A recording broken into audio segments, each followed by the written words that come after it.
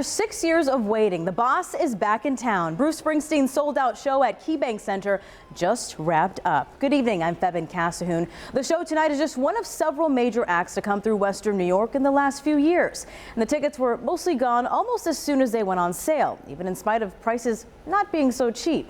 Now, we checked on Ticketmaster right before the show tonight. Tickets were going for anywhere from $86 to well over $400 a pop.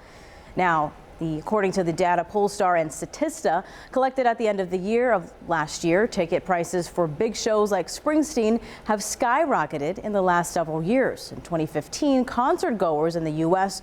were paying an average of $78, but by 2019, those prices topped $90. And during the pandemic, they jumped about 18% to $108 a ticket on average. So our Sydney Orr is taking an in-depth look into why prices have surged in the last few years and what it means for both you and the artists who may be looking to see. It all comes down to one question. What are you willing to pay? $400 or $500 is kind of steep. These we were willing to pay for, so I had to talk the wife into it. VIPTix president and CEO Nick Giamusso says inflation creates a ripple effect on things like musical equipment and travel costs for the artist.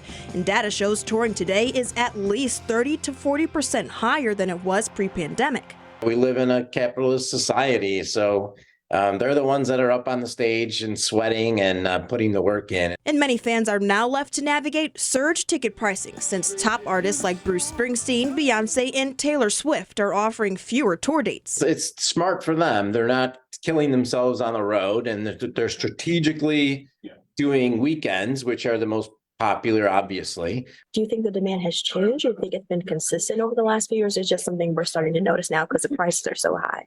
Well, we're starting to notice them because prices are high. I mean, the artists have figured out a way, and the box office has figured out a way, Ticketmaster, to incorporate dynamic pricing based on what the demand is, because that's what dynamic pricing is if the demand is there, prices go up. If the demand's not there, prices come down until a point where people start buying. But Springsteen fan Neil Doran says not all hope is lost. That is, if you can find a way to beat the price. I got a great deal. Through my Buffalo Bills tickets, I was able to buy my Springsteen tickets a day in advance. If you didn't have a deal, would you still buy the ticket to be here tonight? I would have bought only two. For me and my wife versus buying four.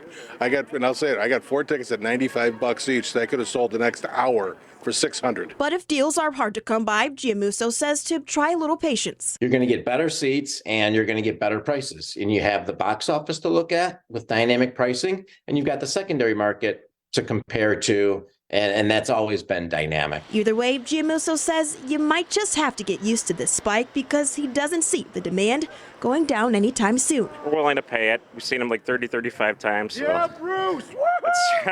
See? It's always so interesting to see how inflation just impacts every little thing.